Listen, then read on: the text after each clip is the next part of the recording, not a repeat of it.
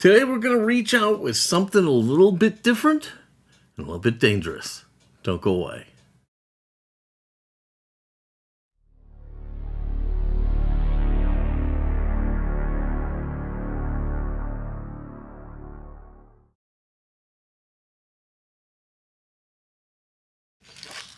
Hello everybody and welcome to Fat Guy Productions. I am Paul, coming to you as always from beautiful Las Vegas, Nevada, and today we're going to be tackling a bifocal. Now, why am I saying that the bifocal is a little bit dangerous? Well, it's a crumbler. That's right, it's a crumbler, and that's why they're fairly valuable. What do I mean by a crumbler? This year, I believe it was 71. I'll look that up and confirm it down below. But Mattel had a problem with their metals, and certain cars crumbled. They just disintegrated. The bases, the bodies, everything just fell right apart. So if you find a crumbler that isn't crumbled, you still need to be very cognizant about that and work very gingerly, because there's no telling how sturdy the metals are. So I ordered a bifocal that I was going to restore for you, and I got this guy. And you look at it, it's got flea bites, toning, it's dirty, needs a good cleaning, maybe some new wheels, but I looked it up, and this is a fairly rare color.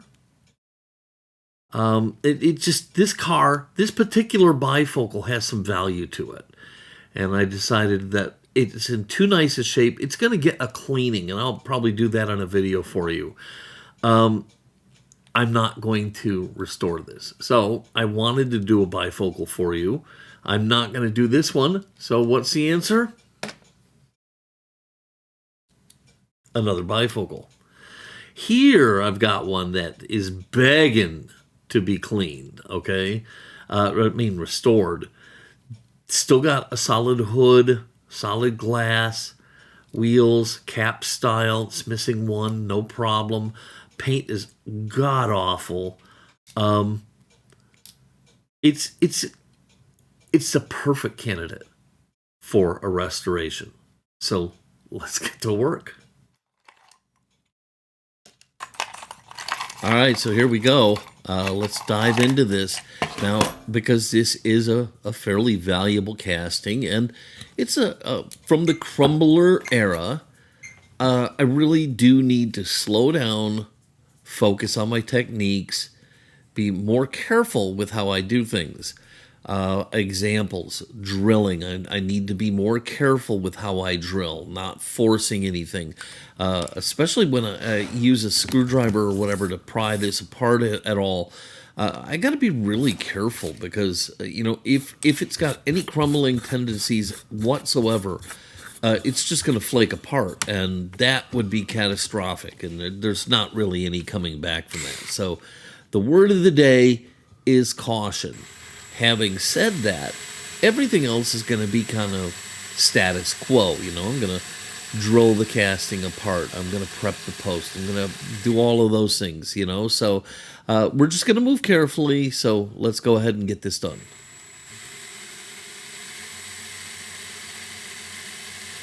All right, so I am using Vix Bits to go ahead and take this casting apart. It does have a front and a back post. I'm going to tell you, the front post is pretty short. It's a little bit worrisome. So just another thing on this casting to really pay attention to. But we'll use the Vix Bits shielded drilling, and we'll get the mushrooms off the end of the post. And now we can get this casting apart. It's still a little stuck. And so, yes, I am going to use a screwdriver, and I am terrified here. Just a little prying, and that does the trick. All right, the base is solid. The suspension board is good. It's cap style wheels. That's all great. Inside we have an interior piece that just lifts right out. Nothing special. You've seen it a million times. And then here we get to some of the special stuff. Inside here we have of course, the hood, which is just a blue glass hood. We're going to save that because it's in good shape. And we've got the windshield, which is in good shape as well. I do have some replacement parts. How I proceed, I don't know, but it's always nice that the parts come out good.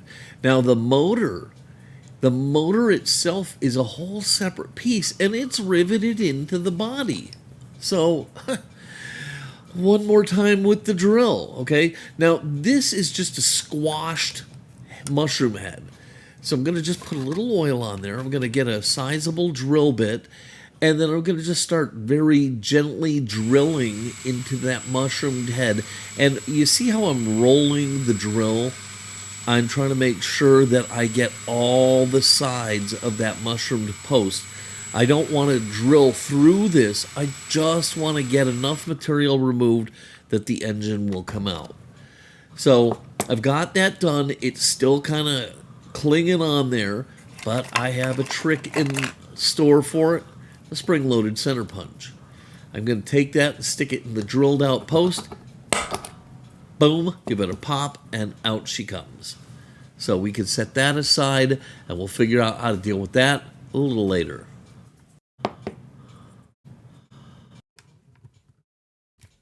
Okay, so after prepping the ends of the posts with Vix bits, I can go ahead and drill into them to prepare them for screws. You want to do this at this point before you get paint on the casting. And there's several reasons. First of all, you don't want to mess up fresh paint. But also, what if a disaster happens here? What if one of these posts falls apart and I'm stuck having to do major repairs? You're not going to want to do that on a casting that you've just spent a lot of time painting. So, yeah, do it now, get everything done, and make sure it's all going to be right. Now that leads me into tapping the posts. I have become a tapper. I didn't used to be one. Why do I tap the posts now? Well, because it helps me to make sure everything is going to go together correctly at the end. All right? Because I can tap the posts, I can put screws into the posts and make sure that they're deep enough and that everything's holding together and I can get a good bite and everything is going to work right. I'd hate to have to find this out later and have to deal with it later. So tapping, good thing, positive thing. All right, so after I've finished tapping it, I ran a couple screws into the posts, and now we can go ahead and slip the body into the citrus strip. So we'll just tuck it in there. And citrus strip is really great with Spectraflame. So original Spectraflame cars, maybe an hour, and you can take it back out. Now, I won't, but, you could. When you start getting to some of the modern-day castings with the modern-day tampos, those can take a while, okay? But Spectraflame, it just comes right off. It's no problem. Now, the roof on this casting is really bad. It's kind of all bubbled up. It's really in bad shape. I have to sand this, okay? There's no getting away from it.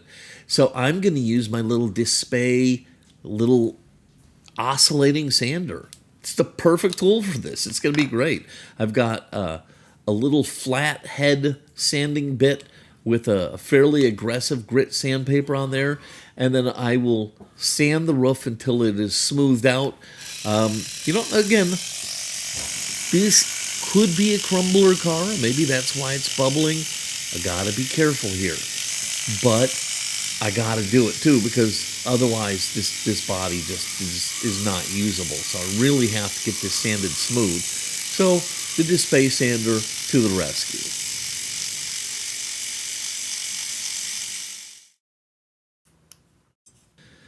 Now, here's also something else that I don't normally do in my builds.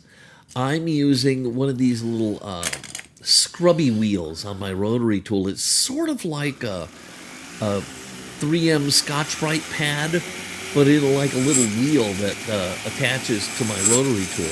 And I'm using that to kind of shine everything up and equalize everything because, I had to do all that sanding to the roof And so I kind of have a mismatch here. So I'm using this wheel to kind of balance everything out. It's a little bit better than the brass bristle brush would have been. So it's a little more aggressive, and it's going to equal everything out for me. It should make it really nice.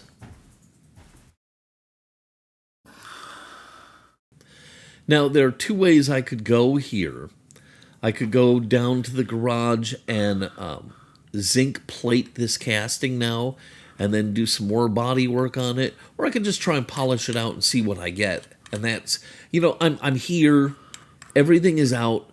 I might as well give this a shot. If it doesn't work, I can always go down and zinc plate it.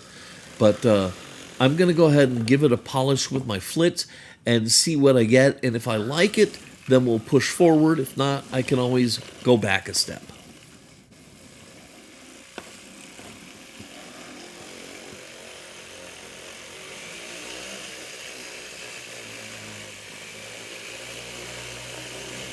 All right, so after the rotary tool, I'm going to take a microfiber cloth and I'm going to just polish this whole thing out, and it actually looks pretty good. It's not 100%, okay? But it's as good as I dare get, okay? I'm afraid that if I go too much more aggressive here, it could be a problem. So I'm not going to do that. But I polished it up. It's uniform, it's shiny, and it looks good. So I'm happy with it. I'm going to go ahead and press forward. All right, this is going to be a straight up restoration. So we are going to put back a magenta paint on this. I'm going to use the Spectre Flame Magenta from the Redline shop, and I'm going to put it down on my normal fashion tack coats, medium coats, and wet coats, and cross my fingers that this comes out looking as good as I hope it will.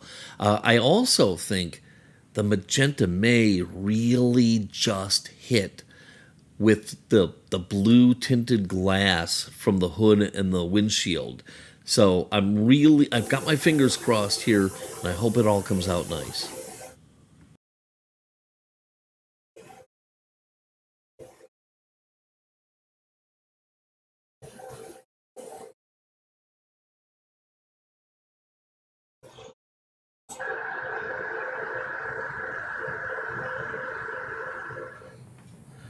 All right, so the paint color came out so great.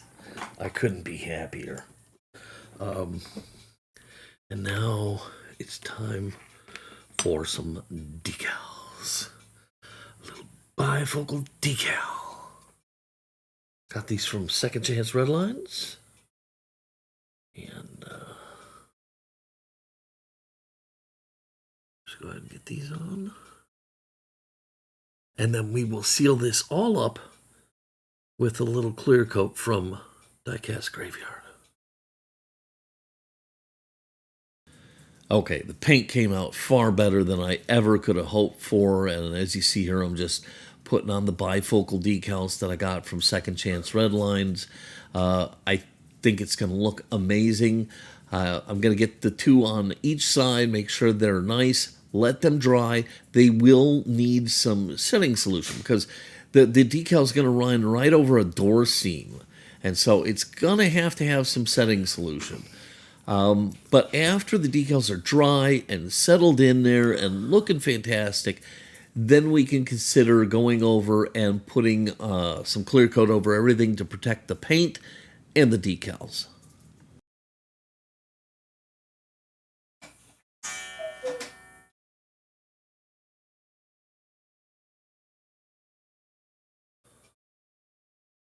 That looks really good.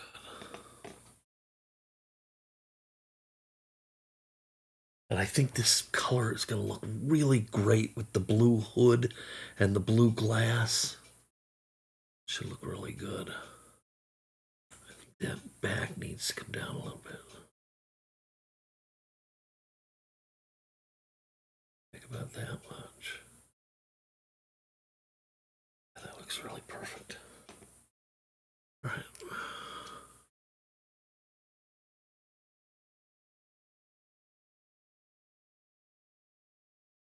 Now, I probably talked about this before. I'm going to tell you again now. Yeah, I can make my own decals, so why do I still buy them? Well, because it's easier. They're not expensive, and I'm not saving money by buying or by making my own decals. I'm really not, because you got the decal paper and the toner and all that. So I'm not really saving any money. It's more about being able to make any decal I want.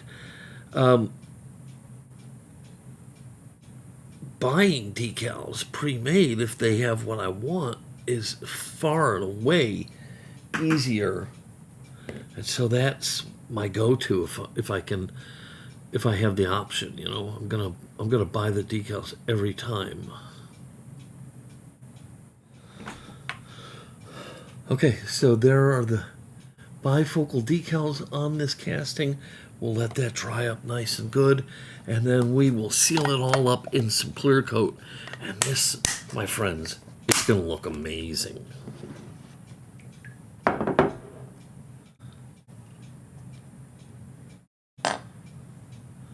Okay, the decals are looking great. So while they're drying and settling in, I can turn my attention to other parts of the casting, like the base and the engine. They're both pretty bad, so I'm going to go ahead and put them in my little Tupperware container and hit them up with my my Flitz. It's the lime, calcium, whatever spray, and I just spray it down, cover it up, and let it sit for a little bit until it cleans up all the oxidation. Then we can go ahead and wash it off. You'll notice I leave the old wheels on.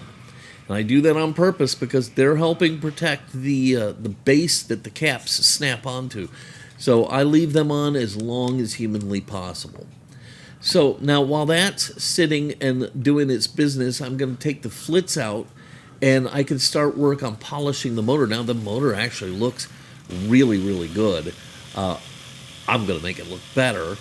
And we're just going to polish this up with Flitz. When we're done with that, we can then go ahead and turn our attention back to the base.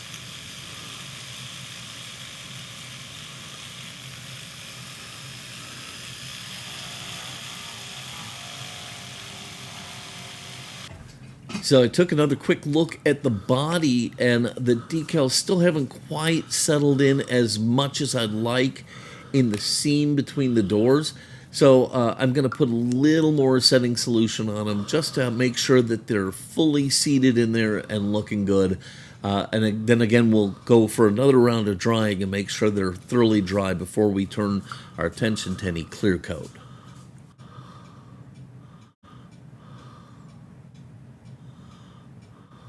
All right, the decals are on, they're dry, they're looking great, and I just need to seal this whole thing up with some clear coat. For that, I'm going to turn to the clear coat I get from Die Cast Graveyard.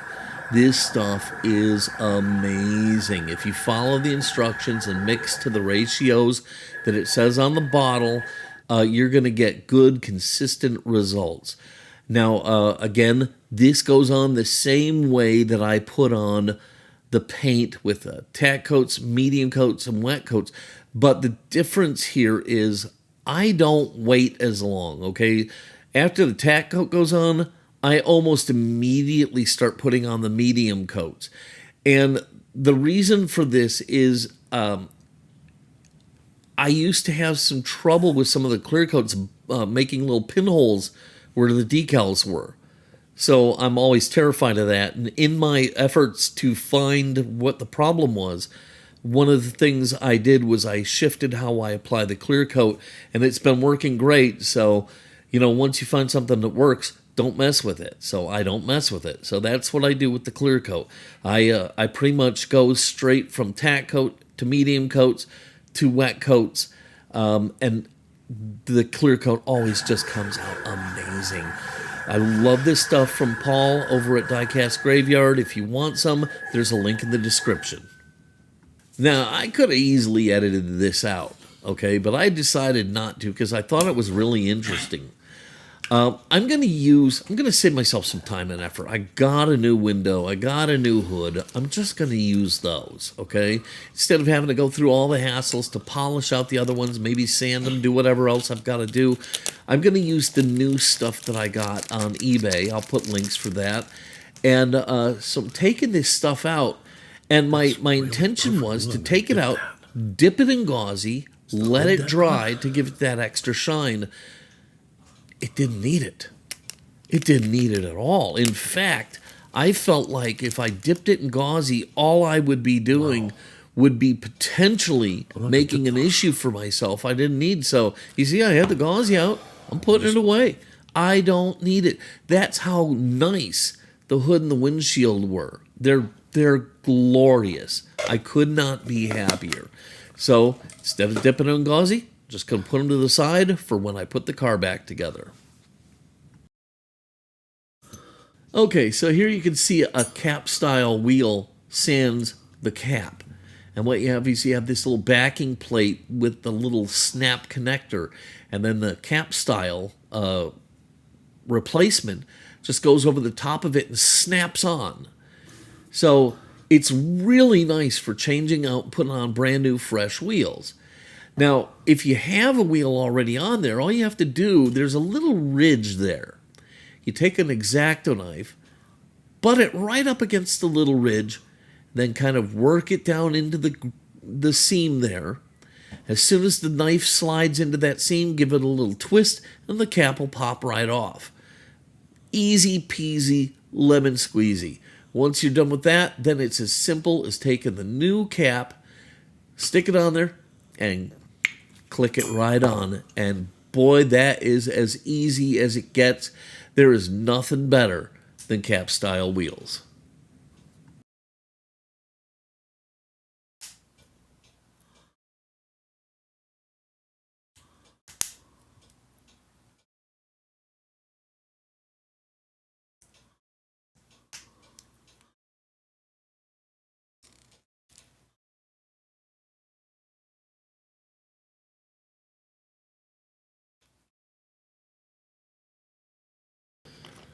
All right, I had polished the base out.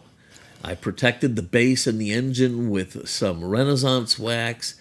Everything is looking good. And since I'm waiting for the body to dry, I might as well do some of the detail work I need to do, which is I'm going to paint in the red taillights, and I'm going to paint in black at the front for the grille. So I'm just using a little Tamiya transparent red for the taillights and some flat black up front. Get that painted in, and then the base will be done.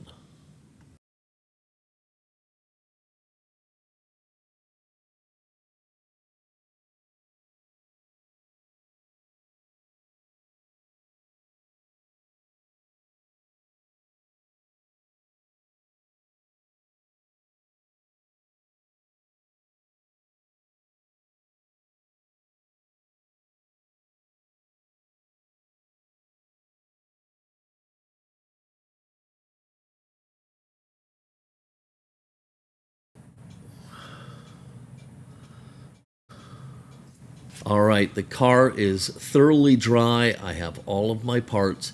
It's time to slap this sucker together and see what it looks like. So far, I think it's going to be beautiful. I really do. The big question is, how will that magenta work with the blue glass? And I think it's going to be beautiful. So just drop the hood in, drop the windshield in, then the interior, it just drops in. Then the base goes in. Now, real quickly, while I'm finishing this up, let me tell you about the motor, what I did with the motor. I decided it's such a small post. There was really no gluing it, drilling it and putting a screw in, so I just glued it in there. I left the post, kind of popped the engine back in until it had a snug fit and used some glue to lock it in, and that's all I'm going to do. But anyhow, back to the putting this car together. I've got everything in there. I'm just driving the screws back in, and lo and behold, it's done. And now we can take a look at it and see what we have here.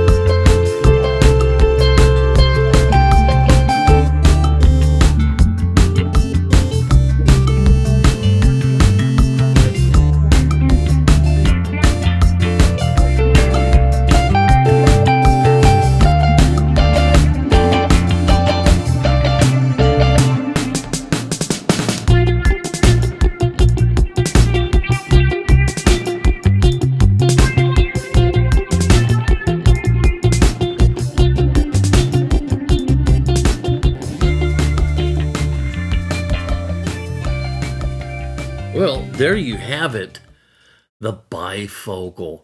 And man, I'll tell you, this color came out fantastic. And like I said, it works amazingly well with the blue of the hood and the window glass. This is absolutely going to be a favorite of mine. I love it. I'm glad I was able to bring it to you, and I hope you love it too. And I hope you love this video. If you did love it, please give it a giant thumbs up, click subscribe, and don't forget to click the notification bell so you never miss one of my videos. As always, if you have any questions or comments, if you have anything about crumblers or the bifocal or anything else for that matter, please put it in the comments down below. I love to hear from you guys. All right, that's going to do it. I've got a lot to do, so I've got to get cracking. I hope the rest of your day is amazing and busy with fun and amazing new things. Until next time, this is Paul from Fat Guy Productions saying, be good.